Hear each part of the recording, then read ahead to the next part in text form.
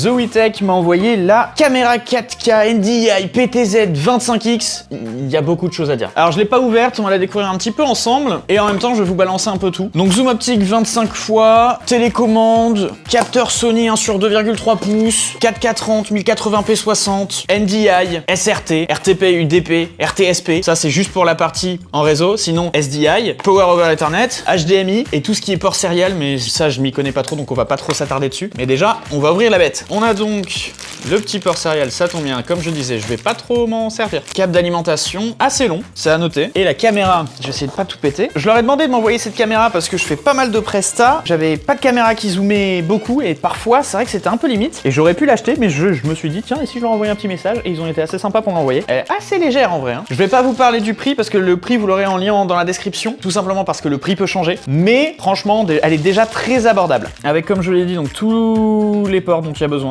Franchement, pas vraiment besoin de plus.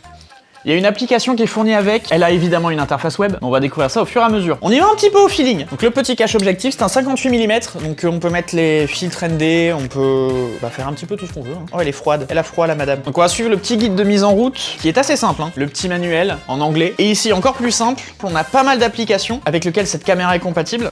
Et ici, le Quick Start. On la connecte au réseau avec l'Ethernet, on va sur la page et puis après voilà. Oh, elle s'allume. Oula! Calmez-vous madame. Bon alors j'ai rien en PoE, donc pour moi ce sera DC plus Ethernet. Hop, petit changement d'habit. On va suivre vraiment le tuto. Zoe PTZ-xxxx.local. Donc elle s'enregistre en DNS. Là j'ai vraiment l'URL. Donc je me connecte directement, c'est .local. Interface qui arrive directement avec, j'imagine, admin comme par défaut. Gagné.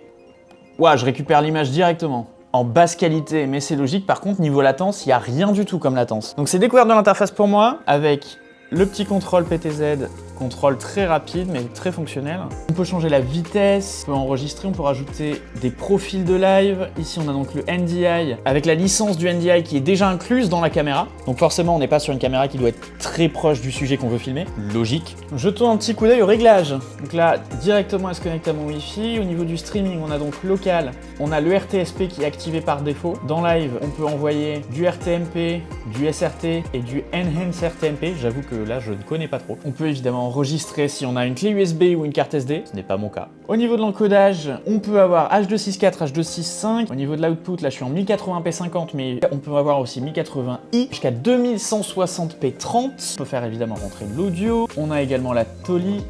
On la voit normalement depuis la caméra du haut. Sachant que là, elle rentre dans mon VMix, c'est pour ça qu'elle est en rouge. On a vraiment tous les réglages qu'on voudrait sur une caméra de ce style. Et après quelques mois d'utilisation, je peux bien évidemment vous en faire quelques retours. Le premier point négatif que je lui donne, c'est sa performance très mauvaise en basse luminosité. On voit très vite des artefacts, il y a beaucoup de choses pour empêcher ces artefacts, mais malgré tout, l'image devient moins nette. Si par exemple, je vous mets un élément noir et que je le bouge, vous voyez très vite des artefacts, même à mon avis avec la compression YouTube. Et si je baisse le traitement des images, ça donne ça.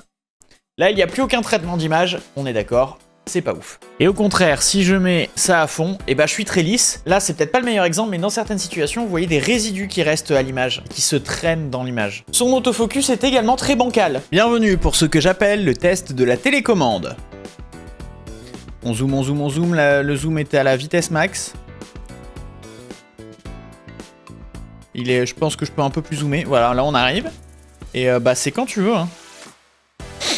Quand tu veux. Quand tu veux. Oui, bientôt, t'y es. Ouais, bravo, félicitations. Et j'enlève la télécommande. Voilà, elle sait plus trop où faire le focus. Où va-t-elle? Qu'est-ce que tu fais? On ne sait pas trop. Il y a des plaques, il y a une light, qu'est-ce que tu fais? Tu es focus sur rien du tout là. Le bilan que je peux donc en faire de cette caméra, c'est qu'elle est quand même très correcte pour son prix. Elle est bonne en utilisation studio avec des gens derrière, mais par contre si vous voulez de l'IA et tout ce qui est dernier cri, c'est pas celle-là que vous allez devoir choisir. J'en suis quand même très content, elle est pas adaptée à tous les usages, il faut le dire, mais excepté la Hobsbot Tail 2, il n'y a pas vraiment de concurrence dans cette gamme de prix. Même la Tail 2, elle a beaucoup plus de fonctionnalités, mais elle est bien plus chère que celle-là. Et là, je suis pas au max du zoom d'ailleurs. Là, je suis au max du zoom. Le rapport qualité-prix est quand même très bon. On a toutes les connectiques qu'on voudrait avoir sur ce style de caméra. Et en plus, elle est quand même relativement légère pour une PTZ, je trouve. Et pour les 3 personnes que ça intéresse, j'abuse un peu, il y a écrit sur le devant 25 fois optical zoom f1.6-4.3 f5.3-130 mm. Ça intéresse plus que 3 personnes, mais je ne l'avais pas mentionné avant. Et pour terminer cette vidéo parfaitement, je vous propose un plan de mon chat en zoom x25.